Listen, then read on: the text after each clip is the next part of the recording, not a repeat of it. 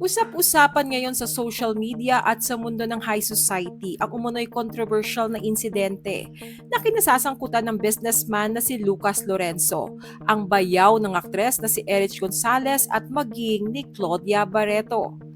Si Lucas Lorenzo ay kapatid ni na Mateo Lorenzo, Mr. ni Erich, at ni Basti Lorenzo, na asawa naman ni Claudia Barreto. Bukod sa pagiging miyembro ng kilalang Lorenzo family, si Lucas ay isa ring prominenteng negosyante at kasalukuyang CEO ng Restaurant Concepts Group Incorporated o RCGI. Pero ngayon ay nasangkot siya sa isang issue na ikinagulat ng marami.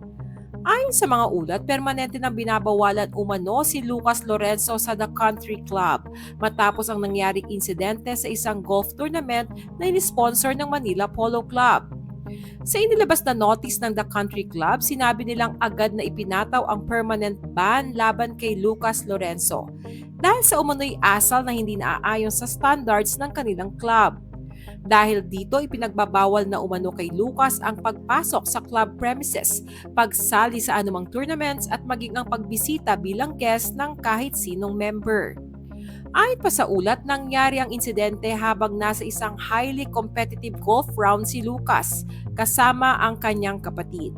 Sa gitna raw ng laro, emosyon umano ang nanaig matapos siyang madistract sa isang approach shot na naging dahilan ng double bogey. Sa kanyang opisyal na pahayag, inamin ni Lucas Lorenzo na naging mainit ang sitwasyon nilang magkapatid at sa bugso ng damdamin ay nagdulot siya ng ilang gasgas sa windshield ng golf cart. Nilinaw rin niya na taliwas sa unang lumabas na balita, hindi raw nabasag ang golf cart at minor scratches lamang umano ang natamo nito. Dagdag pa niya, agad naman siyang nag-alok na bayaran ang anumang damages matapos ang insidente.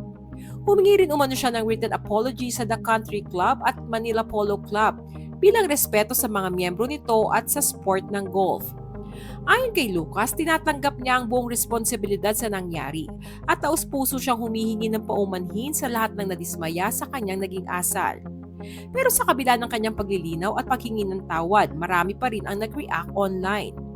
May ilang netizens na nagsabing isa raw itong red flag behavior at may iba pang nagbanggit na good riddance ito kay Julia Barreto. Matapos maalalang minsan na ring naling si Lucas Lorenzo sa aktres noon, bagay na maring itinanggi ng kampo ni Julia. Samantala, may ilan namang netizens ang nagsabing normal lamang na minsan ay nadadala ng emosyon, lalo na sa kompetisyon, ngunit hindi pa rin umano ito dahilan para mawalan ng kontrol sa sarili. Sa ngayon, patuloy pa rin pinag-uusapan online ang kontrobersyang ito, lalo na dahil kabilang ang Lorenzo family sa isa sa mga prominenteng pamilya sa bansa. Ano naman ang masasabi nyo rito?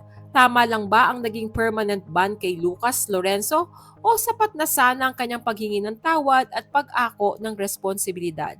Share your comments below.